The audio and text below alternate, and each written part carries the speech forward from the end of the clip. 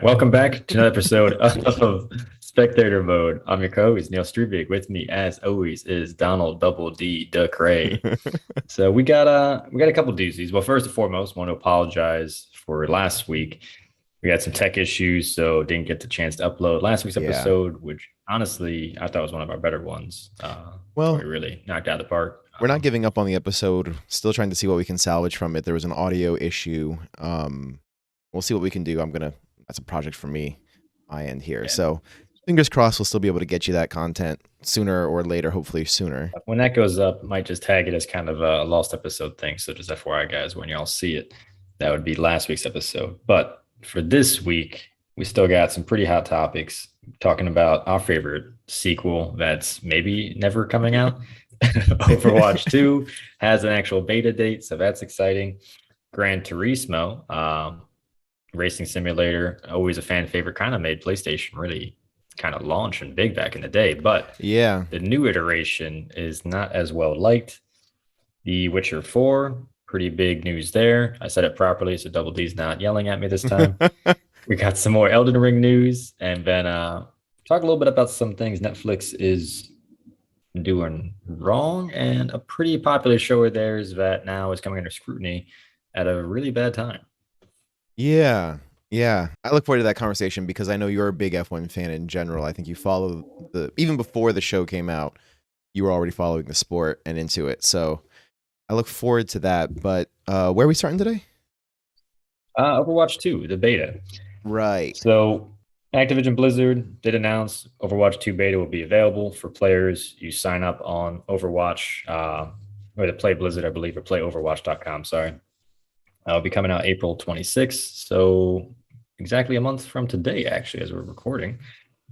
Thoughts and feelings? Do you think it's too late? Do you think people are still going to be interested? I mean, it's one of those things, like, I think Overwatch is big enough that even though they're definitely flubbing the landing here, so to speak, with bringing this to market in the end, people are still going to pick it up. They're going to play it. They're going to see what's up. I don't know that anything they've really announced is truly new. Like the new hero Sojourn was announced, I think, 2 years ago when they started talking about Overwatch 2. New game modes, new maps, doing some hero reworks, which is interesting because I think it's the first time they're really going to dive into the balance aspect of their games and stuff before. You know what I mean? Like for most of the characters, they've done small tweaks, but they haven't done huge reworks. I think the only one that comes to mind might be, what's her name? Symmetra. Had to change the way her ultimate and stuff worked. But for most characters, it's number tweaking. It's not really like changes to their kit. So hopefully this helps it feel new. But at the same time, like, I don't know. It's kind of like, yay, finally, I guess. Like, I'm not excited for it. Does that make any sense?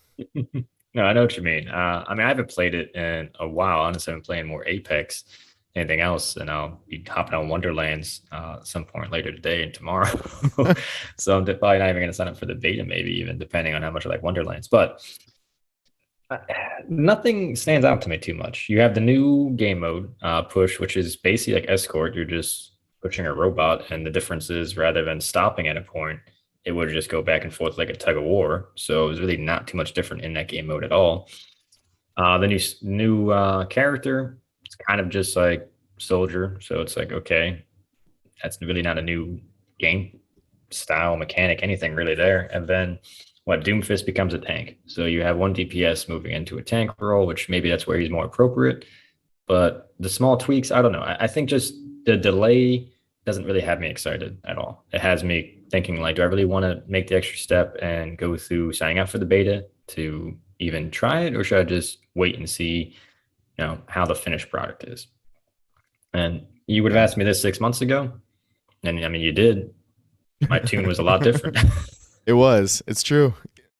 Yeah, I think everyone's cooled off a lot on Overwatch, given the amount of time that's gone by, and kind of the state of the game is very stagnant. Like I said, they seem to be very cautious in the way that they approach balance changes and stuff like that, which isn't inherently bad, but it does mean, you know what I mean? Like, you know your heroes, you know your characters, the best strategy or compositions, and like what works together and what doesn't. It's all known variables. It becomes like a game of chess, and it's kind of, some people really, really love chess. to other people's it's a rather boring game because it's a very well known quantity, and getting into that and approaching that and having a new experience and having fun for new players. I don't know. I don't know. So we'll see. All in all, changes late, too late maybe for me, but still some changes, good change.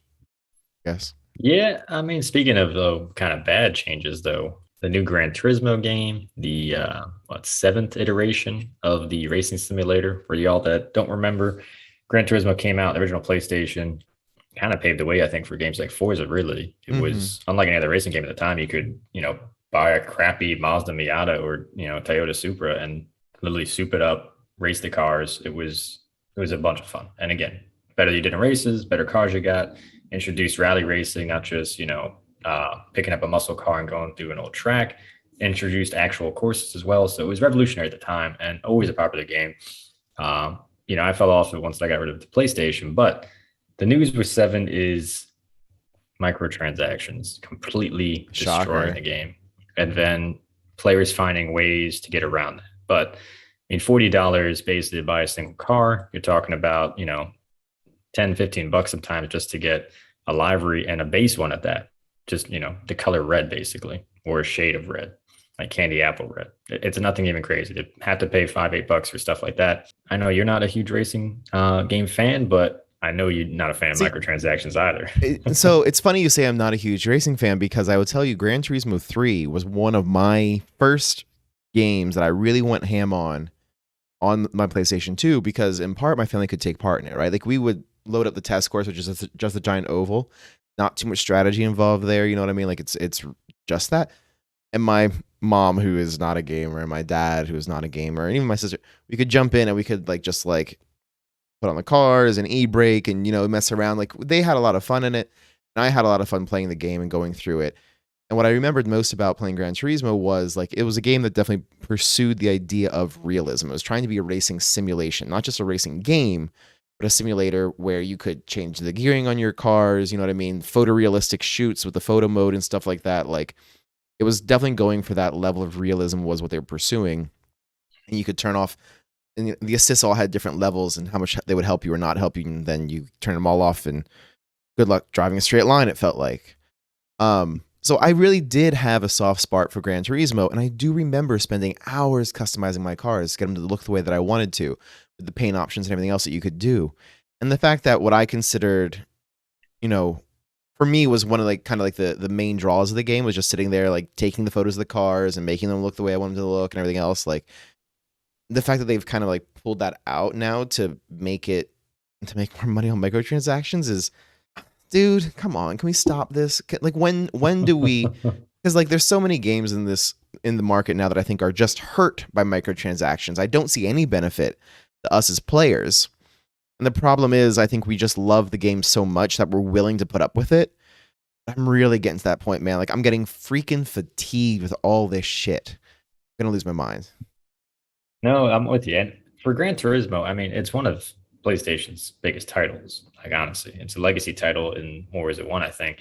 And to your point as well, I mean, it brought you into a genre that you usually don't tap into. But with this, it just blows me away because Forza's 10 out of 10. I mean, like Elden Ring got amazing, or Forza Horizon, I should be more specific. Amazing reviews, and then you're going into that realm to compete with it, and you're kind of just being ignorant, thinking that because you're Gran Turismo, people are going to buy it and still be okay with these barriers. And then people working around it with remote play, so they don't have to play the game. They still get credits as if they're playing the game. I think that's kind of ingenious by players, but that's also too a nuance then too, because then you have your gear running nonstop basically just to get around something that really shouldn't be in place. And some of the game modes too. I was watching some of the reviews. The musical mode when you basically race to different soundtracks was awful. The music they had in there was just atrocious. It was legitimately, it was techno classical. It was it was insane. I mean, it was you could go to a freaking rave in Vilnius, Lithuania, and you still would be like, this is weird music, man. This is which is crazy too, because Gran Turismo 3, some songs I still know them as GT tracks, right? That's where I first heard them. They stayed with me, and when I hear them now, I still think of that game. Yeah, so it's a huge miss on all their parts, and the game's only been out for about a month, maybe a month and a half. It recently came out too, so it's really to not patch this and fix this is just it's a huge miss on their part. Well, we'll see what goes with the game, and hopefully we'll see some move away from all this stuff. But I don't know. Do you want to handle the next one, or should I go in for it? It's you, man. It's one of your favorite. I haven't played the Are you third, so this is serious? all you. I'm dead serious. You've Yeah, never played? Have you played any I'm of a the piece Witcher of shit. I don't games? know what I'm going to say. So nope. Oh my I can't god. read, so I haven't read any books. So I haven't read the books either, which I will admit is a big shame for a lot of reasons because I made the mistake of choosing Triss. The big the big announcement here though is we have confirmed that a new Witcher game will be released, Witcher 4. There is no real information about the game yet. It will be released in partnership with Epic, and they will be moving to the new Unreal Engine 5, where they will be building and developing that as well for the game and I guess for general use, funded by Epic. And so I guess, number one, not a lot of Witcher information available. There's a medallion in the snow, which, if you look at it, it's not obvious to me what animal it is from the current Witcher schools. It looks like it might be like a lynx or something, so maybe a cat school thing, which would be kind of cool to see them maybe get away from the Geralt storyline and the wolf school. But two, the partnership with Epic raises some concerns only because of Epic's moves to sort of have monopolies and dominate things. And I'm curious what's going to go on with this, considering CD Projekt Red has their own game store in GOG Galaxy. So I'm guessing it's going to release on both platforms, right? I would imagine so. It'd be weird if it Unreal did. Engine's a big deal, but there isn't too much to go on. It's basically just boom, new Witcher game coming out. Is it exciting? I think to your point with Epic, we're definitely going to see probably Geralt then in Fortnite if he isn't already. So you have that to look forward to. But no, I mean, me not playing the games, my first response to this was kind of, do we need a fourth one? Should it be left alone? I guess was my kind of take, because I know you speak very high. Everyone I know of it speaks very highly of it. So it's kind of like, should we? Should we just leave it alone and go, or should we get another rendition of this? Well, I think it's a great question, actually, because one of my criticisms of the games is that the play style itself, right, like the actual controls, the moves you can do, it's not very varied. It's pretty straightforward hack and slash for the most part. There's not many attack combos and things like that. Builds vary to a certain extent, but it's a lot more of like what you put on your character. It's a passive side of things that doesn't affect the actual like way you're playing per se. You know what I mean? So playing through Witcher 1, 2, and 3, you're getting a similar gaming experience. What really, I think, elevates the game to the status that it has is the storytelling. And if they're moving away from Geralt, it's like, okay, so what story are you going to tell now that's going to be worth the tale?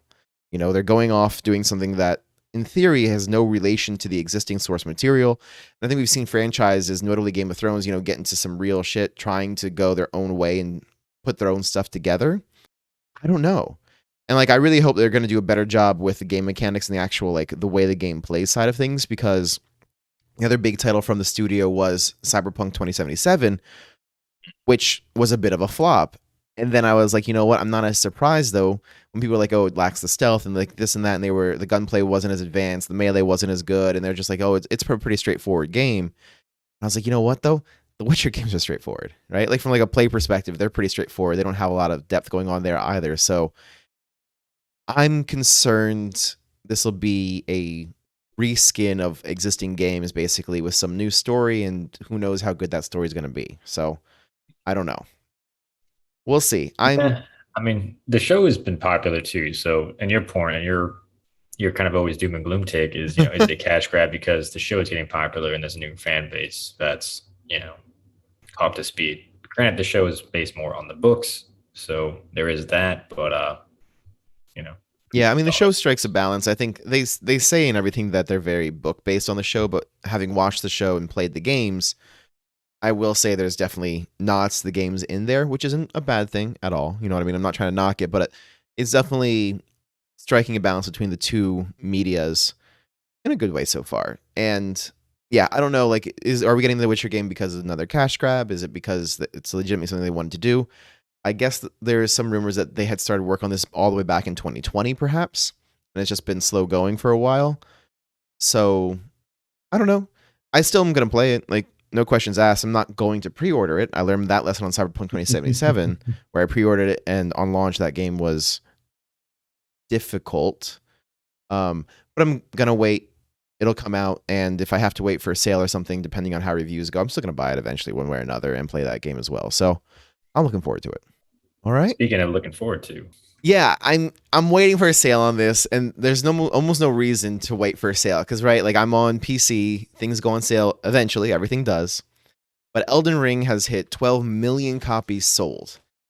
All the reviews are solid. People are not complaining. And it really brings up the question, like, what do game publishers and developers have to learn from the success of Elden Ring? And so we're talking, like, we've looked at different articles on this, but the one that we're referencing, just so everyone else knows, is an article on Windows Central. And they point out three main things, and I think they make some very good points. And number one is that it's world building over Hollywood production. Your game doesn't need to have the most photorealism, doesn't need to be the flashiest, doesn't need to be the prettiest. And like some people really do like the look of these games, but end of the day, it's the narrative and the story that kind of goes on around it. Even though they're still mostly action games, there's still deep lore and story to it that people get drawn into. And it comes back to what we talked about with Witcher and the story there also being a big draw to the series. Two, respect your customers' intelligence. And basically that idea of like, not everything needs to be simplified or dumbed down or really easy. They make some examples using like old Blizzard World of Warcraft talent trees getting trimmed down. But again, like, it's okay to have hard games that are difficult to complete. You don't need to make everything super approachable, super easy. You know, and I think we've talked about on here before, like those people who just have infinite amounts of health, right? Like you're this unkillable tank. You've got shields, then you got health, and your health regenerates, and your shields regenerate, and you just keep slugging along, and you just never go down. Obviously not the case here. And, you know, they point out correctly that Elden Ring does not get into the microtransaction bullshit. They just don't. It's not a thing that they fuck with. There's no in-game shop, there's no loot boxes. It's straight up, you get what you pay for, you buy the game once, and that's it. And that's great. I mean, and if people could learn one thing, I think that would be the takeaway, right? You don't need to have microtransactions in your game to be financially successful, right? Stop. Just stop. So I think, and maybe I'm dumbing it down a bit, it's kind of like, you know, PG-13 movies versus rated R. I feel like Elden Ring showcased that there's an older generation that is okay with the difficulty, just wants to play, wants to, you know, dive into a narrative, play at their pace, and enjoy the lore and however they want to go about it with their own journey within the game. I think actions and a lot of the other stuff then too. I think that's kind of PG-13. You're trying to expand your base to include everybody. And I think a younger gamer, even if they don't have, you know, a job or anything else, more likely to jump on cosmetics, I think, and spend a bunch of money on silly stuff rather than perhaps an older gamer that just wants to play, doesn't really care about the other stuff, even though they may have disposable income. So I think it all just opens up in the fact of, you know, who our game is really for at this stage. Is it okay to have more, you know, adult games or adult oriented games? Not necessarily the themes, but the fact that it's, yeah, you know what I mean? You're playing at your pace. Yep. Everything's already there. You don't have any bells and whistles, and it's a grind. It's going to take you a long time to beat this game. Actually, you're trying to do a speed playthrough. Dude, I cannot tell you how much I resonate with your point of the PG-13 versus R, because we've seen similar criticism of movies going for PG-13 ratings to reach a wider audience, because numerically, we know PG-13 movies have the most views in the box office. R movies, immediately you're limiting your audience to people who are of age to go to R movies and stuff like that. So there's been a big push in recent years to everything's PG-13, even for stories and things which would probably be better told as an R movie. And you're right, it simplifies or dumbs down the story. It cuts things out to keep it lighter and less dark and everything else, because it's trying to appeal to the numerically widest audience possible for the numerically largest return. It's a complete money decision, right? And R movies, we've had conversations, I think, about how R movies have their place, they have their appeal, and you make a great point that Elden Ring shows the same is true for games. Games don't need to be focused on appealing to everyone. They can focus on going for a more adult or more mature market and appealing to that market more specifically. It's great. It's really a great point. I cannot stress enough how much I love that point that you're making. And the idea too that like gaming, one of the reasons this podcast exists, we've talked about before, is this idea that like gaming and nerd culture has become so much more mainstream than it used to be. Gaming as a hobby or a pastime, I think, was a children's pastime. You know what I mean? It really was something kids did.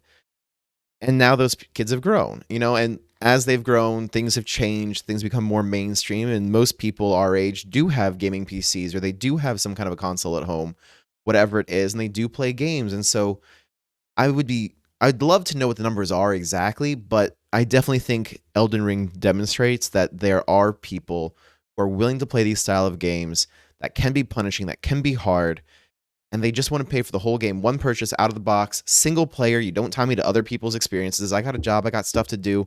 I don't want to be bothered playing with a bunch of people that, sometimes they'll be good, sometimes they'll be bad, sometimes they'll be literal children on my team.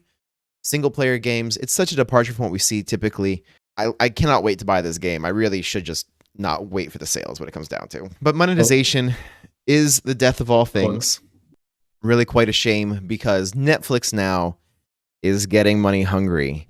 And so they've announced that they're going to be looking to add a $3 surcharge to your bill if you are sharing your password with somebody else. And so I guess the implementation they're planning here is looking at IP addresses, and you will have your home IP address, whatever that is. I don't know how they're going to determine that exactly. You will have like your household members. Again, I'm not sure how they're going to determine this. And then somehow they're going to figure out that you're sharing your password, and they're going to charge you. So a lot of questions on how the system is going to be implemented, but Netflix has made it pretty clear that this is all about the money. They are losing money because people are sharing accounts, and how dare they? Yeah. They're not okay with this. They're not okay with losing the potential money that they could be getting for all these people who would potentially have all their own accounts. So they're surcharging. I don't know, man. Well, I mean, $10 and 500,000 people. I mean, it's a lot of dough. Oh, for them, it's tons of money. But the thing, too, is like I think of two things. Number one, I don't know that everyone's sharing their Netflix passwords for free, because I remember going in with people and stuff, so we would actually split an account. So like my name would not be on it, obviously, but I would feel absolutely entitled to my portion of that streaming service. You know what I mean? So that's kind of annoying there. But the other thing is, we had a brief discussion. I shared a story where I was paying for the Netflix for my family, sharing it with them. When I moved in with my now fiance, I wanted to get off of that plan and have a separate plan for us, and my family could be on their own plan. So when we did that, I looked into the account, and there were sign-ins that, according to Netflix, were coming from like other states and stuff. And I had no idea the account was compromised or what was going on. So kicked everyone off, changed the password, yada, yada. And like, since then it's been fine. But if I hadn't been trying to change my plan at the time, I would have had no idea about those sign-ins, and I would have just gotten a $3 charge on my bill and been like, what the heck's going on? And so I guess like, if they notice sign-ons that are coming from outside of their home base, I hope at the very least they contact you and say like, hey, we noticed an unusual account sign-in, please verify. If not, you will be surcharged, and give me the notice and not just bill me. You know what I mean? No, I mean, you would hope so. And I mean, I definitely would hope they do. Otherwise, a class action lawsuit waiting to happen there. But from a business standpoint, I can't blame Netflix, but it's also annoying because it's like, who's saving anything at this stage? You know what I mean? For as much as you're paying, if you get every subscription out there, you're paying just as much, or if not more, in cable, which is a lot. Most cable services too. Like I have YouTube TV to watch F1 at $65 a month, which is crazy. You know what I mean? Wow. Seriously? For YouTube TV. So like I usually just go in spurts. Like I'll grab it for like a month or two and then usually nix it. Mainly just with some of the early races I wanted to catch it. So I'll probably hop off for a bit. And then usually MLB playoffs, I bring it back too. But it's crazy. It's wild. But again, when I do that though, I nix other subscription services. So I'm not paying out the ads for stuff I'm not watching. And that's kind of the shame of it, right? Is there was a golden time where everything you wanted online came from Netflix. So you had one subscription, and studies showed piracy dropped at that time because you could pay one fee to get it legally, and people did, and it was fine. And then as everyone begins to make their own subscription services, HBO Max, Disney Plus, Amazon Prime, Hulu, you're getting the same fraction that happened with cable. Piracy's on the rise again. because it's exactly what you're talking about. It's this like game of which subscriptions do I have and when do I have them, and then I'll pay for it for like 1 month to binge the shows that I want to see on that service. Then I will cancel and move to another one and repeat, which is why we've talked about in the past things like Disney's release schedule for their shows on Disney Plus, that they have something every month, trying to keep people as constant subscribers instead of like one-time subscribers. But like, it's getting bad out there, man, and I don't see it Yeah, getting it any is. And better. honestly, I think with sports and even events like the Oscars, cable holding on to basically making sure you need a cable provider to access some of the streams is just laughable at this stage. And the fact there's no a la carte service to be like, hey, Super Bowl, I can spend $25 to do pay-per-view of the Super Bowl. Yep. Why isn't that a thing? Yeah. It makes no sense to me. Like you're still going to make a crap ton of money, but instead of making, $100, you're only making 95, and everyone's pissed off about that loss of $5. And it's like, come on, man. Yeah, I don't know. Yeah. I mean, at the same time, I think streaming services in sports specifically have I don't know, I would say almost fraught relationship, right? Because of that issue of like sports being seasonal and stuff like that. They get picked up on different things occasionally, but then you don't have them all year. So I think this might lead us into our next kind of interesting topic here, talking about sports and streaming, is what's going on with Netflix and Drive to Survive. Yeah, Drive to Survive. For y'all that are unfamiliar, 4 seasons. The fourth season just dropped. Basically, Netflix follows the F1 teams and drivers around for a whole season. And then after the season concludes, they usually drop the next season of Drive to Survive, which showcases the season before. The big controversy right now is a couple of drivers like defending champ Max Verstappen is not happy. Lando Norris as well with McLaren. Verstappen is with Red Bull. They both feel that the show over dramatizes and takes things out of context. If you've watched the show, there definitely is clearly a lot of that. I mean, Lando Norris, he's teammates with Danny Ricciardo on McLaren, and they try to make it seem like the two didn't really get as well as they do. And, F1 is a big thing with driver pairings and drama between teams, but it's stuff like that to where they kind of over dramatize and sensationalize quite a bit. I can't really, it's entertaining, and I do highly recommend it for anybody that wants to get into F1. It does bring up to speed on, basically the cast, the characters. And the last couple of years, it's been kind of strange too, because the field hasn't changed all that much. So you watch all 4 seasons, you can jump in right now and be a fan of F1 and know what the hell is going on, which is cool. But I can't blame any of these drivers for being upset. And then it kind of nixes one of Netflix's most popular shows. And certainly for Netflix in America here, because it's the main reason F1's becoming popular in the States again. Yeah, and so I had to come at this from a little different angle because I don't know much about F1. I see like memes and stuff on Reddit, but don't follow the sport too much. All you know is Hamilton sucks. That's all. Right. Fuck Hamilton. Verstappen's where it's at. But no, I mean, my understanding is like, first of all, F1 is a very small pool of teams and drivers, right? Like I think there's like 20 total. Is that what it is? Like drivers at a time? Yeah. 10 teams, 2 drivers, 20 drivers on the group.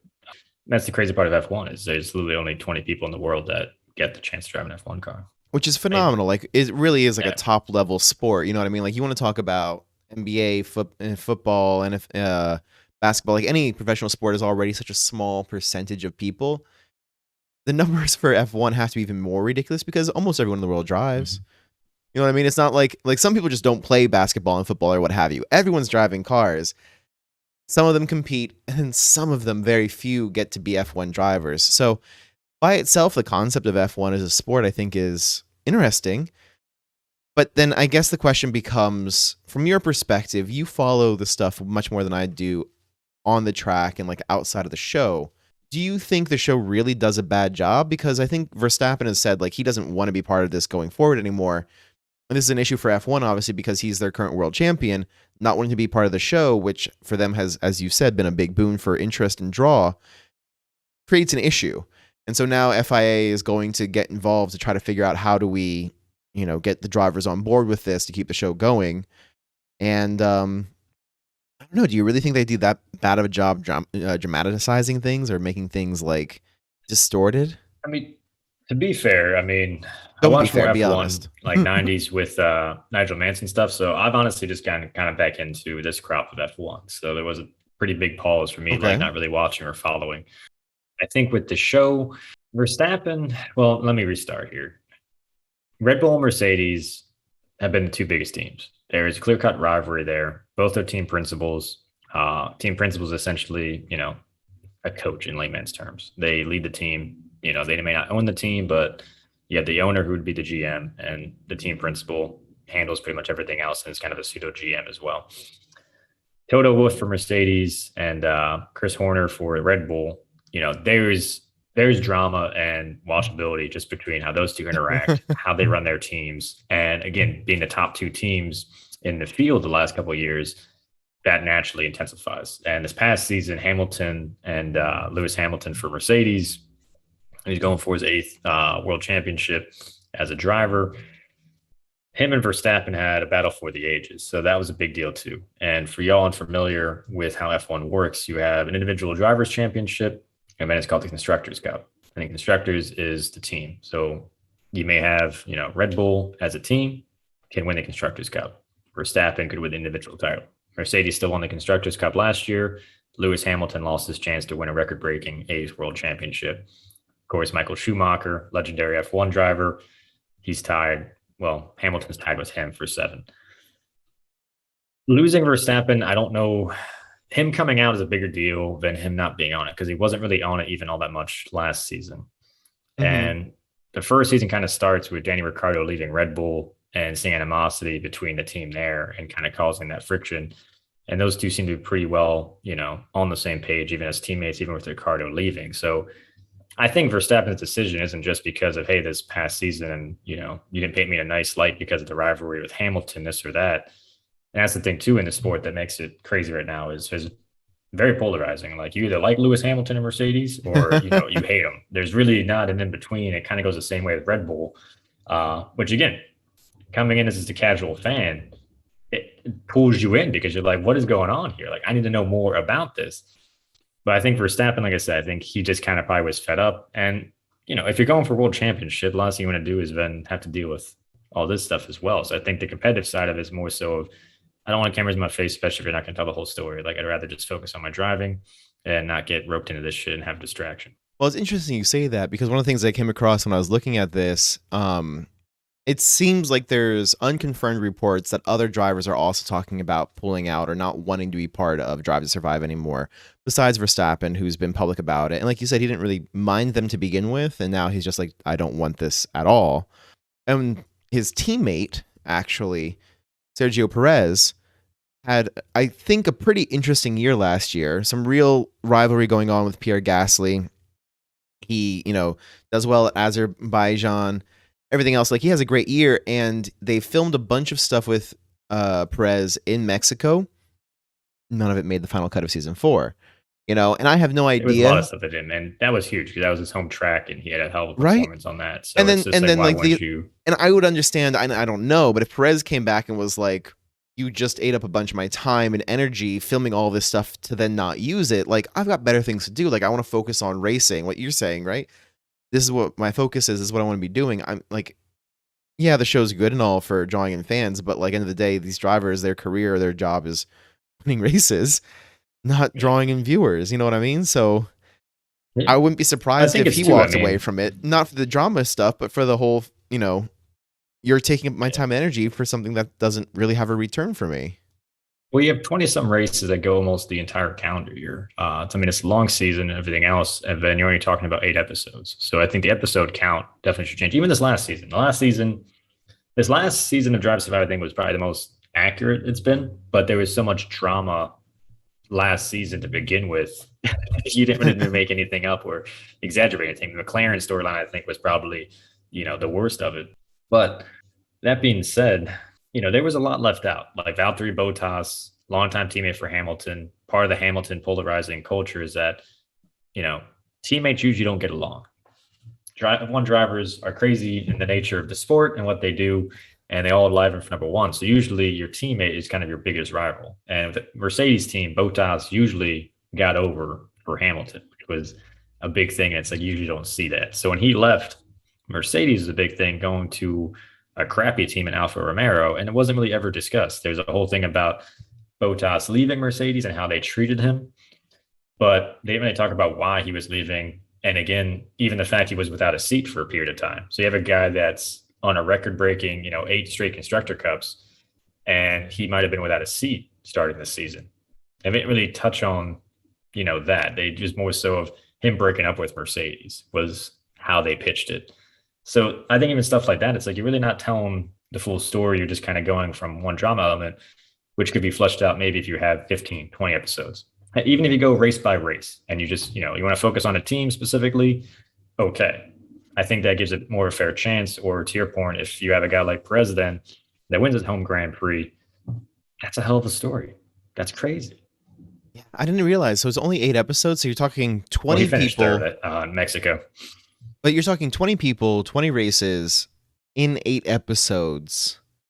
You're going to provide all those storylines and coverage. Does seem restricting. And so then it kind of comes back to, with the accusations, though, of them sort of like taking things out of context or making them more dramatic. Like, seems like there would be enough content there to begin with, right?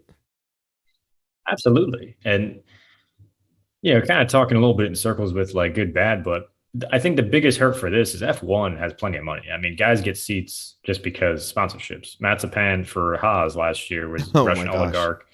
They split ways with him to start this season, but he had an F1 seat because of the sponsorship money. So there is that drama too, which again adds another layer within the sport and the sports like ecosystem of like, wow, this is crazy. Like, is this guy really even should be an F1 driver? But here he is on a team because he essentially paid for his seat.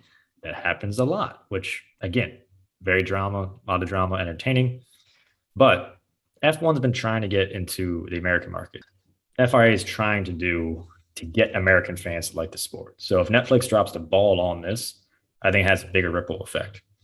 So, and plus to bring it back to kind of Gran Turismo and gaming, though, the F1 game is one of the best racing games out there, straight up. It's amazing. Codemasters does it. It dives in a lot of the great death match parts of F1. Like if you bump it up to a medium or a long race length, you start to realize one, durability is a big issue with the car. Tire wear, fuel usage. Like it really is. I think it educates you in a way that Drive to Survive has educated a lot of fans as well, myself included, as far as okay, I didn't know anything about Pierre Gasly. I didn't know about anything about Ocon's kind of a bum, but like I had no idea about his background. And I think it all works together to again create a new fan base. So if you have the world's biggest drivers then dropping out of a show, that's bad news bears. It's kind of like, if Hard Knocks with the NFL crashed after its second season. Yeah. Yeah. Well, and so I guess this comes to what compromise, if any, do you think FIA and Netflix could come to keep producing the show and the content they want, get the drivers on board? Do you see a way that they can sort of repair this relationship with the drivers that, end of the day, drive the show? Yeah, I mean, I think it's just either extend more episodes so you can cover more stuff, or have a candid conversation of like, yeah, okay, we're not gonna sensationalize and make these rough edits to make it look like something's happening that's not. You don't have to make it Desperate Housewives. Just F1's filled with drama as it is. You don't need to overextend anything. You're gonna have that. And like I said, you have polarizing personalities and you have rivalries in place already. It's super exciting to watch and follow. So just showcase that. So just beat you to the source material, basically, right? Plenty going on with F1 there. And I think that's probably where we're going to come to a close for today on this episode of Spectator Mode. Do keep an eye out for the lost episode, which it exists. It's just not out in the world yet. We're going to keep trying to figure that out and get that to you sooner rather than later. But this has been Spectator Mode with your hosts, Donald and Neil, and we will see you next week.